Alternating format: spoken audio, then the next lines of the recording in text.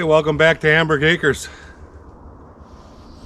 So we're out here today just finishing up some of the stuff that I started.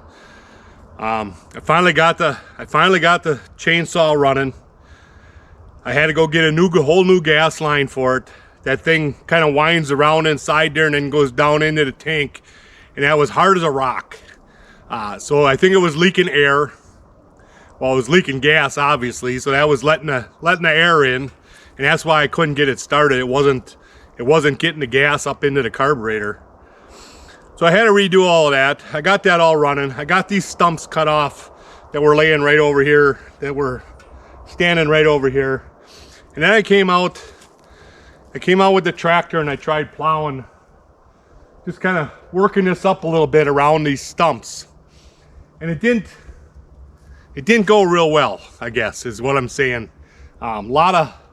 Lot of pine needles and clumps of everything, and it just kind of got all clumpy on me. And now it rained the last 2 days. I'm just gonna leave it sit for another week or so, and then come back and try and plow it again. And that's the way I'm gonna leave it. So I did one plowing on our field over here on the big food plot. So why don't we go take a walk over there and look at that and see what that looks like after I plowed it once.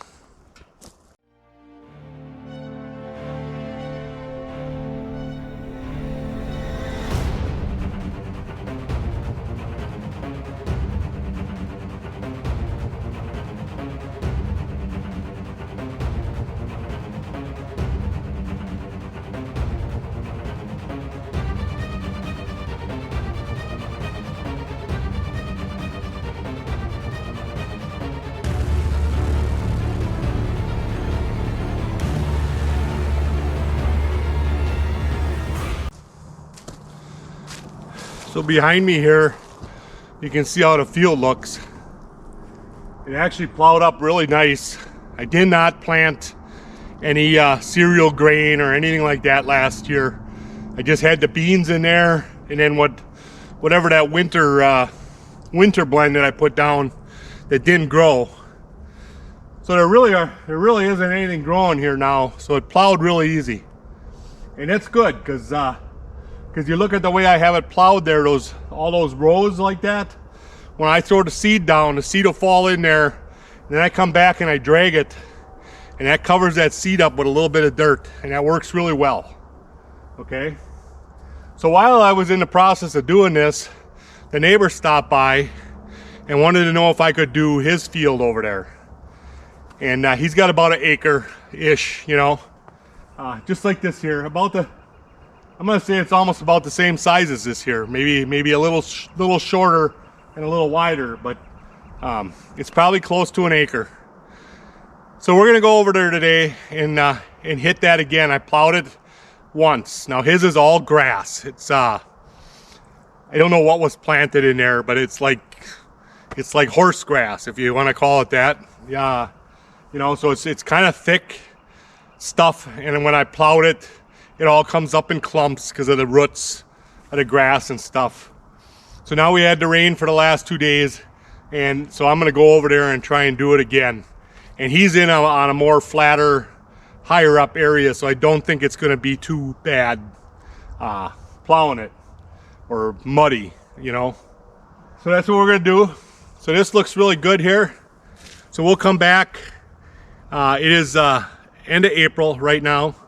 So we will come back in the middle of May and do this like in 2 weeks, probably about 2 more weeks, and we'll plow this again, and then we'll get the seed down and get things going here.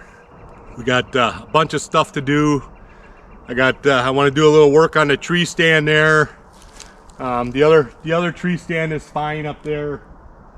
Maybe I'll put some more branches around it, that type of stuff. But for the most part, it's just getting this down and planted, and then get some fertilizer and get everything fertilized good for the spring here. Hopefully we'll have a nice spring and things will take off and grow decent this year. Last year, if you remember, we had such a drought that the stuff just didn't grow well. I mean, I got my beans to grow, but after that we didn't get any rain, so it was pretty dismal out here. for as far as growing the stuff. So we'll see how this year goes. Every year is different, you know. So, all right. So we're gonna go back and get the tractor, and we're gonna head over there, and we're gonna do a little plowing on his field over there today.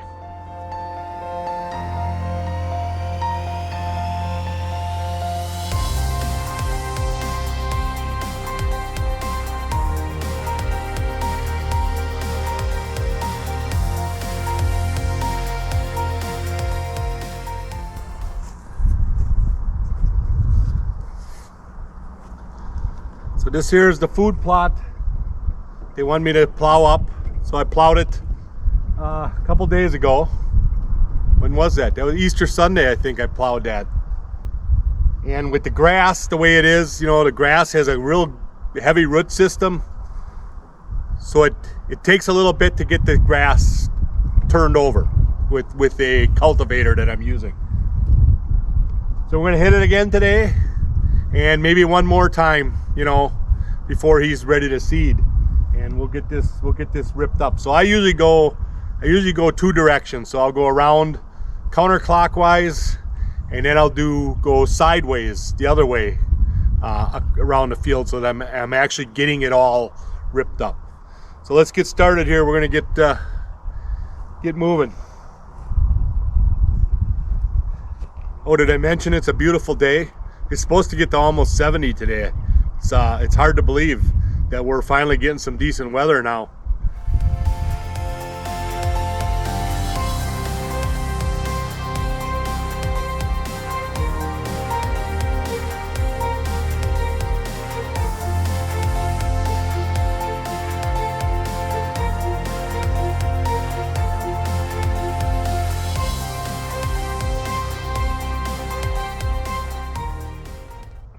All right, so we just got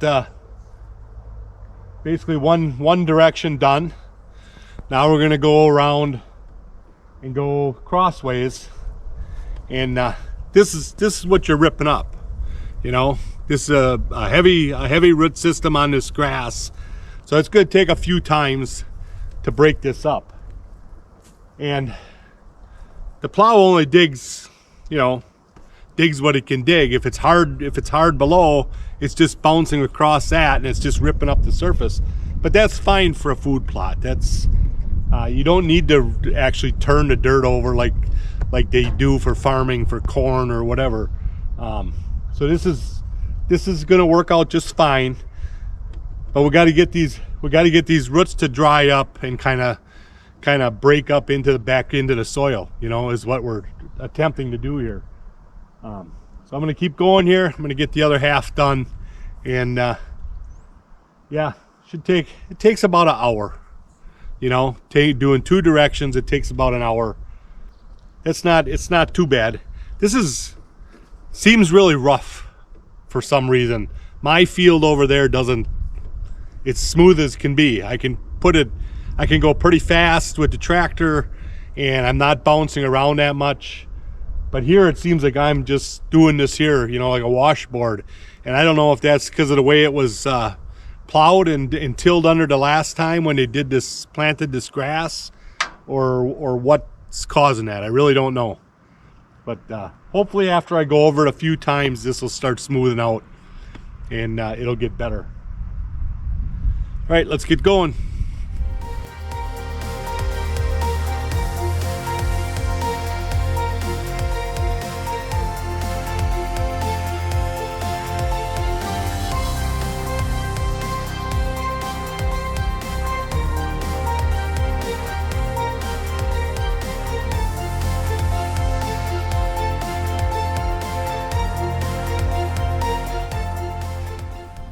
All right, so we got it ripped up, went both ways around it. You can kind of tell around the outside edges where I'm overlapping more that it's getting pulverized better. So I'll come back in a couple days, I'll hit it again, and hopefully, you know, by at least one or two more plows, I'll have most of this grass busted up to where it'll die, and then it'll just work itself into the soil. The right way to do it would be to spray first, but when you're doing it in spring like this, there's nothing to spray because it's not green yet. It's all brown yet here. You know, you just rip it up, ripping it up. You could have sprayed it last year, I guess, if you didn't know you were putting in a food plot, and you just decided this year to put in a food plot. Now you gotta dig up the grass, you know. So it'll get better. It'll get better another time or two, and then even if there's grass clumps in here, you know, he can put down his beans or whatever he's planting, and as long as it's a Roundup Ready product, then you can come in and spray after a couple weeks when the stuff is this high. You can spray and get rid of all of the rest of this grass that's grown and any weeds that come with it. And that's the way I do it over there by me. So I plant my seed, and when it gets to be about an inch or so, I come in there and I spray it with my sprayer, and that kills all the weeds. There's literally no weeds in that field over there this year, you know. So that's the way I do it. That's the way I like to do it. It makes it a lot easier. All right. So that's going to be it for today. I'll come back in a couple days and I'll hit this again, and we'll see what it looks like.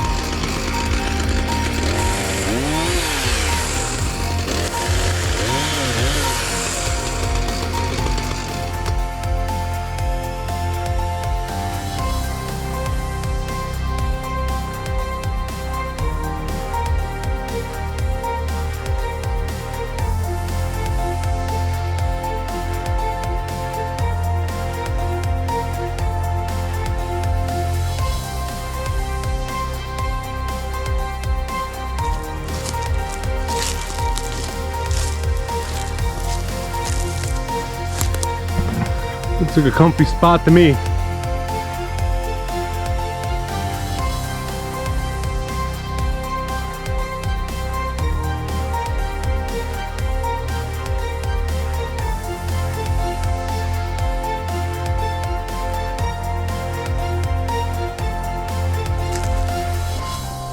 Well, if you haven't noticed, it's kind of a fix this, do that type of day, you know? Not sure what made this thing fold over like that, if it was the ice or the snow or something. It wasn't like that last fall.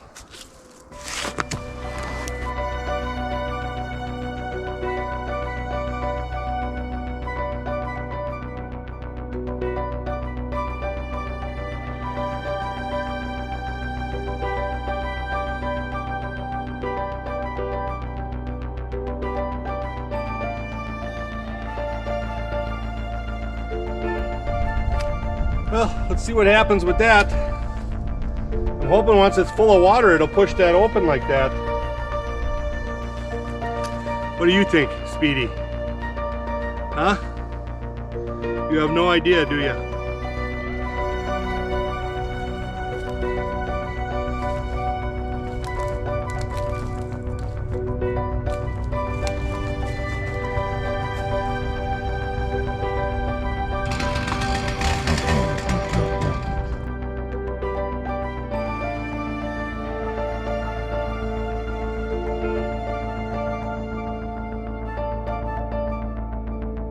Alright, now I can just pick up them logs with the tractor and push them tops up on a pile, and that job is done.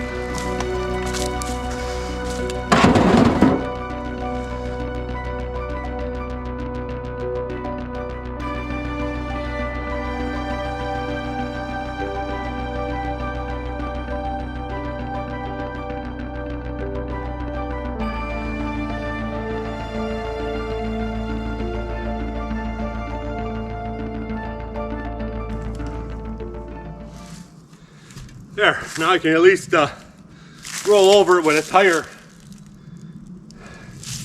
It won't be too unlevel. Maybe I'll bring some dirt out and dump some dirt around it. That would help. Seems like the older I'm getting, and I'll be 65 in 2 months. I just don't seem to have the power anymore. After that shoulder surgery, and now my right shoulder is bothering me. I just don't seem to have the power to push that saw through there. Now, it was a good blade when I started, but I've cut quite a bit of stuff today already, so you know, every time you hit the ground, it wrecks that blade a little bit more. I think I got everything I wanted cleaned up. So I got to go get the tractor and come back with the tractor and just clean this mess up a little bit.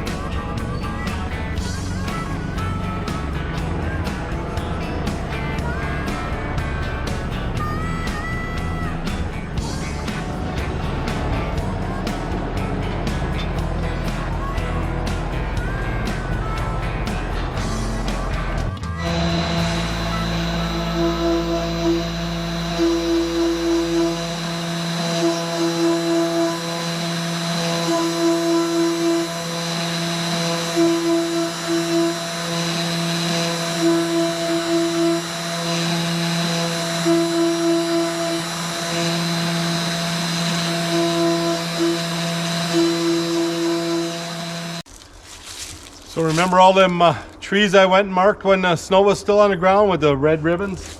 So now's the time to dig them up and transplant them where I want them transplanted to.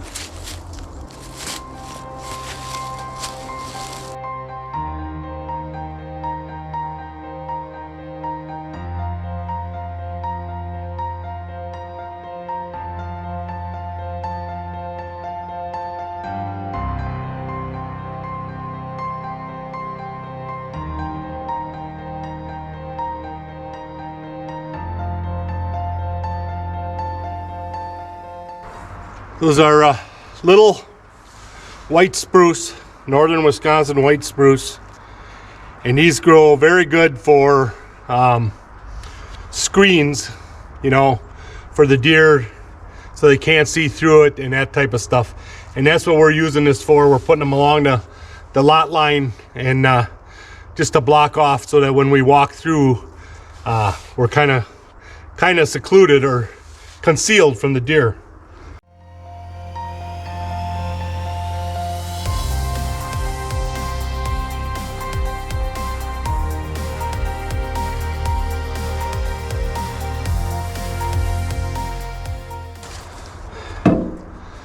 So there isn't much of a root system on these trees. You know, as long as you get most of it, it'll grow.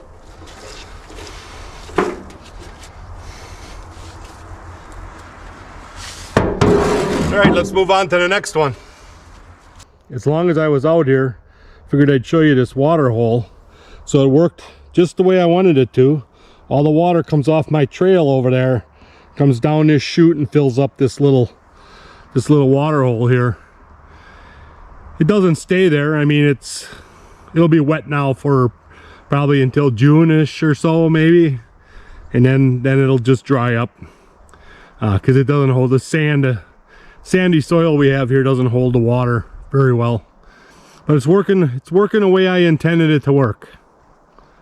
That trail up there is nice and dry. We had a bunch of rain the other day, and that's nice and dry. I can drive on it. I'm not sinking in with the tractor right now. So it's working the way I intended it.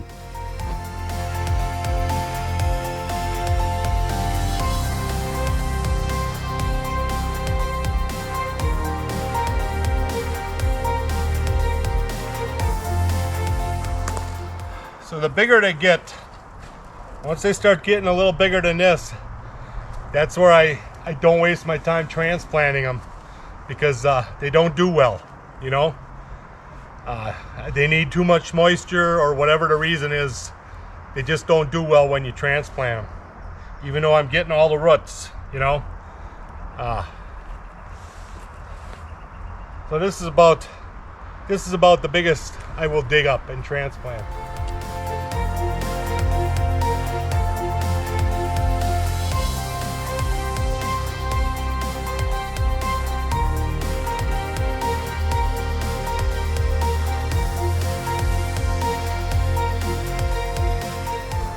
These little ones like this here, those are the best. Those are the best to transplant. They have the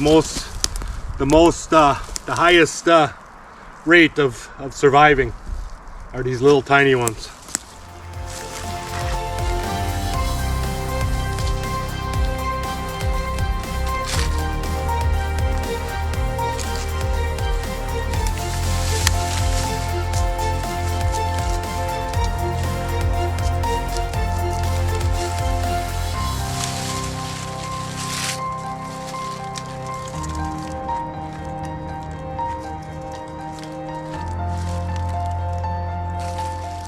See this one here, that was growing out from under those branches there. So that is not gonna work. I mean, it will never straighten out and be a nice tree. So that one's pretty much junk. It looks like there's another one right back in there. You just gotta figure out how to get back there without falling. Right on that green hump right there, looks like there's a couple.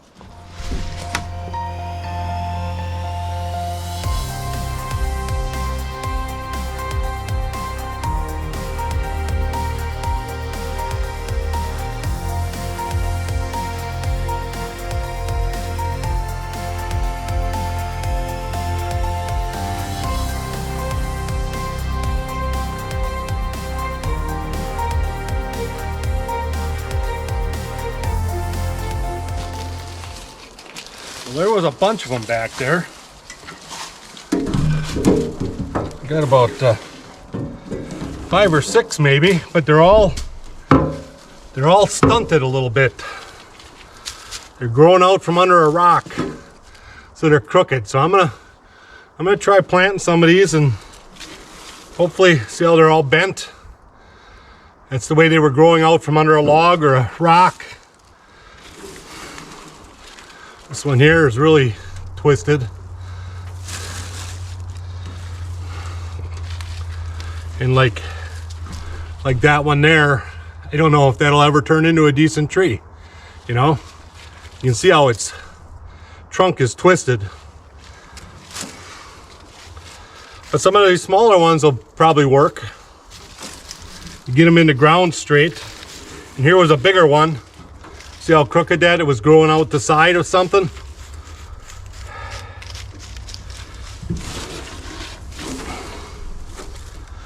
So they'll never amount to a good tree where they're at. So I'm going to try and rescue them, and if I can get them to grow, great. If not, you know, they weren't going to grow decent where they were anyhow. So.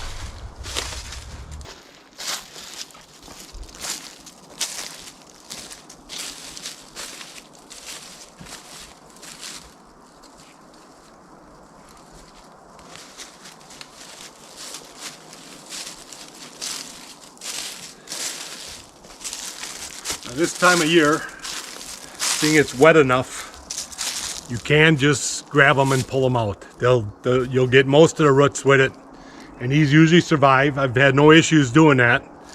The bigger ones you're gonna have to dig out, but these little ones you can usually just pull right out of the ground.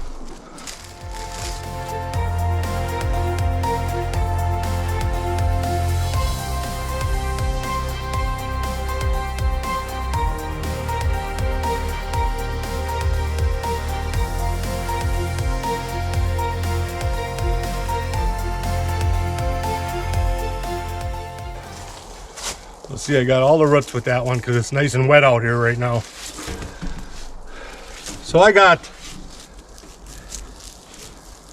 here's one more yet.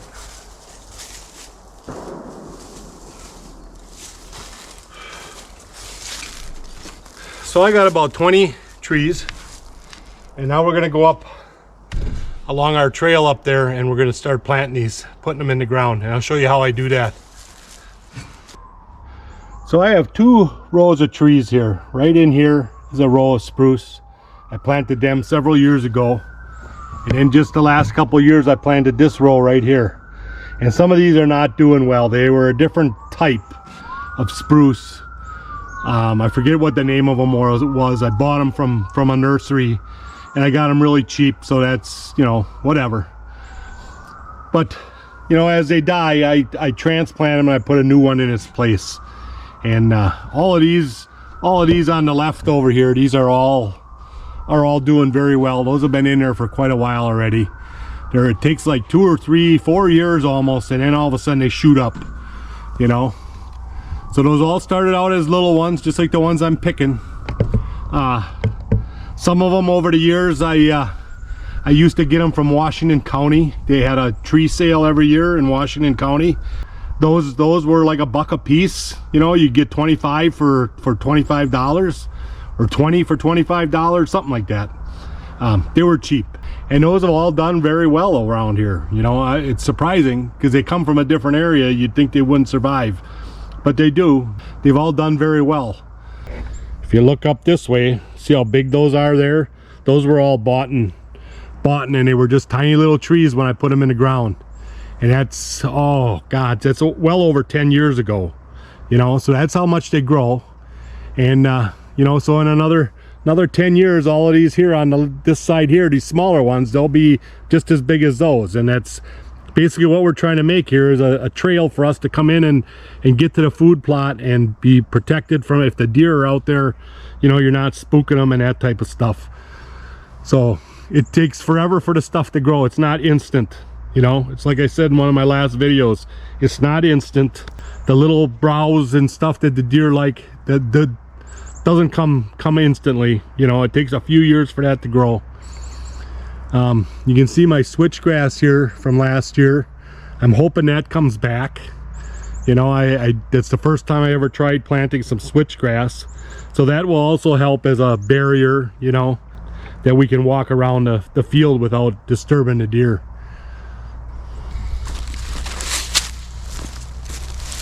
Okay, so we're going to replace this one here. So I just pull it out and I do a shovel in. You want to try and get it to go as deep as you can. Okay. And then I come on this side of it, making a T. And then when you pop that up, that just opens up.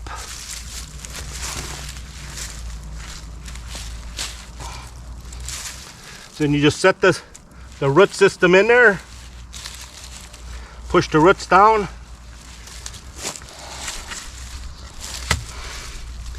and it's in. Same spot as the other one.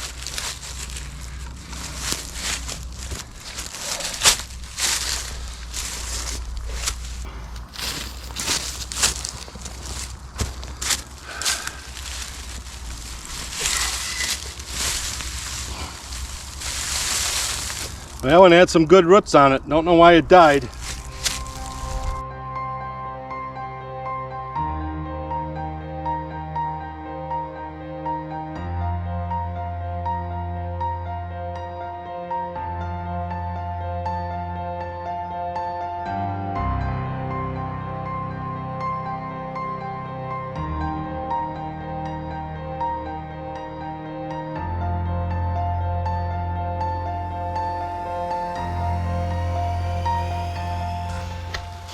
So I usually plant these roughly 9 feet apart, or 3 steps. So let me step one off here and make sure that's what I did.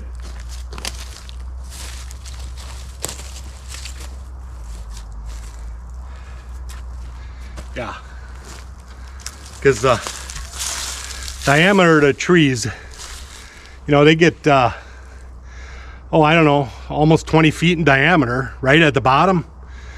So if you go, 9 feet, they'll kind of grow together, but they won't be tight together, if you understand that, okay? So that's what I do. And like I say, those have been there over 10 years already.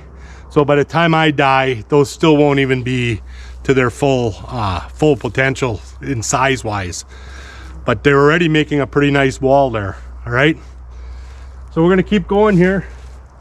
I got a couple up there to replace, and we'll get these all fixed up right through this area here.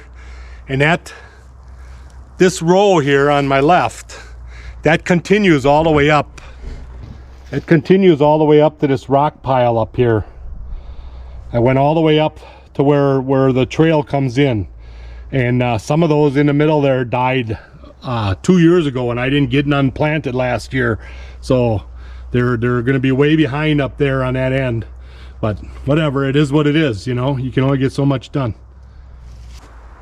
So I find these spruce to be a very resilient tree, easy to transplant compared to like the chestnuts. I've struggled. I've got some chestnuts growing here, but I've struggled to get them to take off and just grow,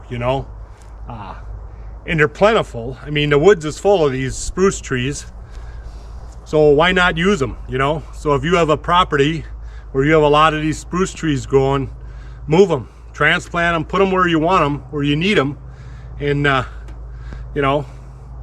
they really work for you.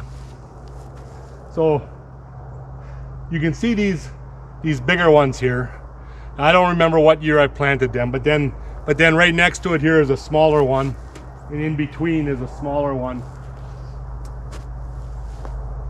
I came back and planted those smaller ones years later because I felt that I put those big ones too far apart. I think I have those, well, that would be six steps.